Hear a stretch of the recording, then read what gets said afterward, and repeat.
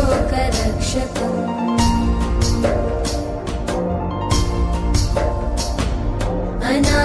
अनायकैकनायकं विनाशिते भदैत्यकं नताशुभाशुनाशकं नमामि तं विनायकम्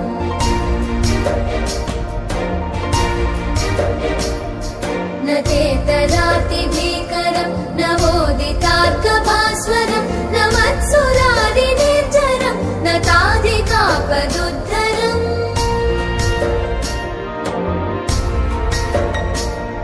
सुरेश्वरं निधीश्वरं गजेश्वरं गणेश्वरं महेश्वरं तमाश्रये परात्परं निरन्तरम्